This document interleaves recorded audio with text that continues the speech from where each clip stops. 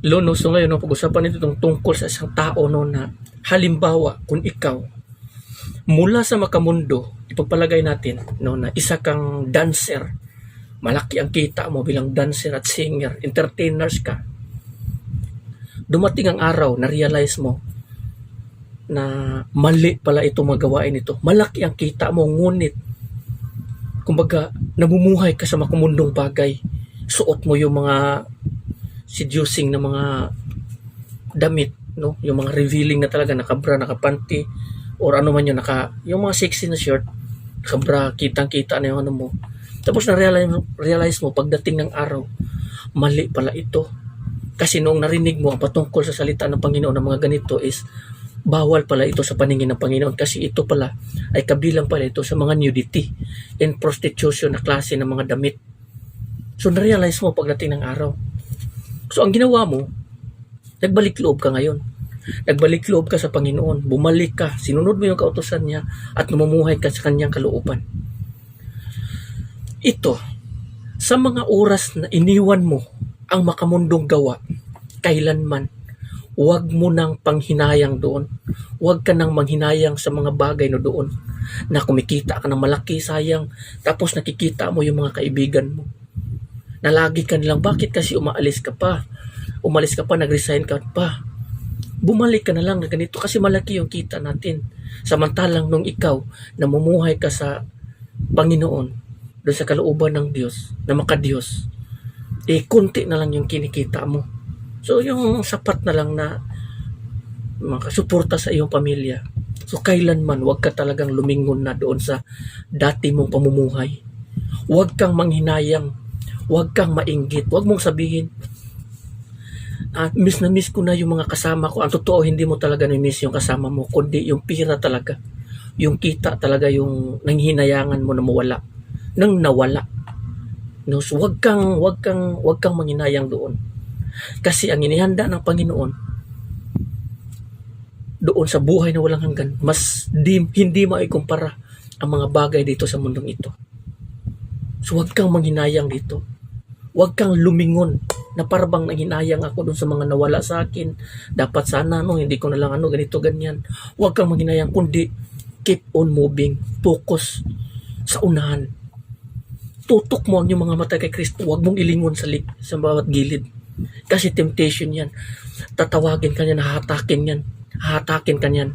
Yung puso mo hahatakin, gusto niyan. Bumalik ka na, ganito. Tapos yung mga kasama mo, bakit kasi ganito? Balik ka na lang ganito. Kundi focus ka sa unahan. Huwag ka nang lumingon pa. Kasi kung lilingon ka, andoon pa rin yung temptation. Tatawagin ka pa rin. May posibilidad na ma-disappoint ka, manginayang ka, masasayangan ka doon sa mga bagay na nawala sa iyo. Tandaan mo ang nangyari sa panahon o sa asawa ni Lot. Sinabihan sila ng Panginoon, tumakbo kayo kahit anong mangyari, huwag kayong lilingon. Lumingon siya kasi nga nanginayang siya sa mga bagay na kanyang naiwan. Anong nangyari sa kanya? Nagiging asin.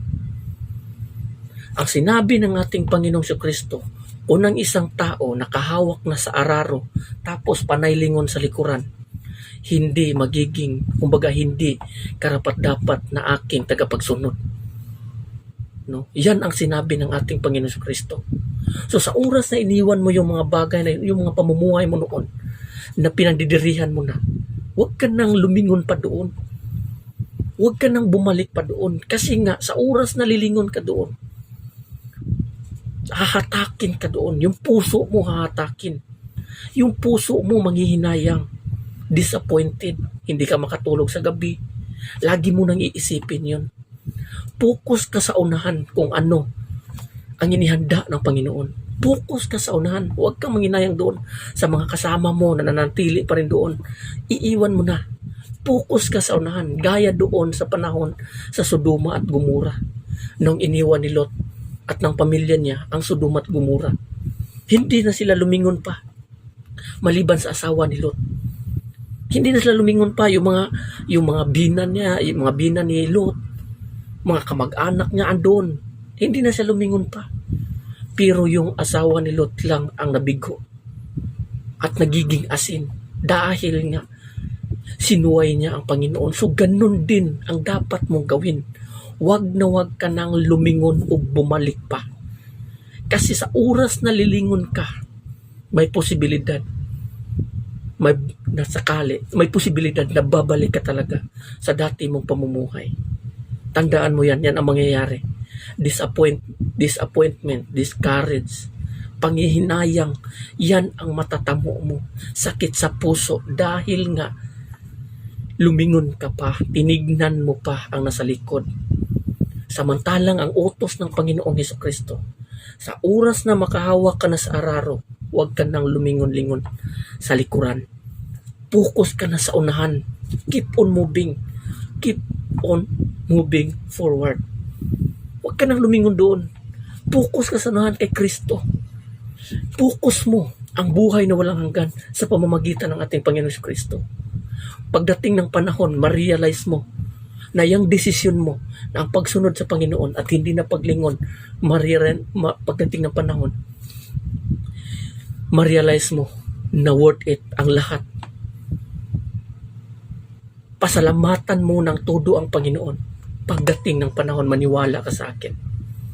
Pero kung panaylingon ka puno sa panghihinayang at sakit sa puso lamang ang nayong nadarama, hindi ka magiging karapat-dapat na tagapagsunod ng ating Panginoong Kristo, kasi yung puso mo wala kay Kristo, kundi nakahati nandoon pa sa mga naiwan mo, ang dati mong pamumuhay.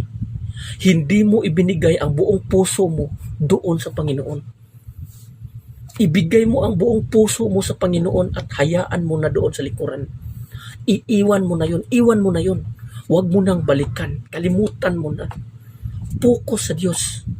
Focus sa buhay na walang hanggan. Sa oras na ito ay matatamo mo at mahawakan mo sa pamamagitan ng ating Panginoon Kristo. Hindi mo pagsisihan pagdating ng panahon. Maniwala ka. Ayan ang mga pangako ng ating Panginoong Kristo. At ang mga pangako niya, maaasahan at totoo at mapagkatiwalaan. No? So hanggang dito na lang. No? Maraming salamat and God bless everyone. Amen.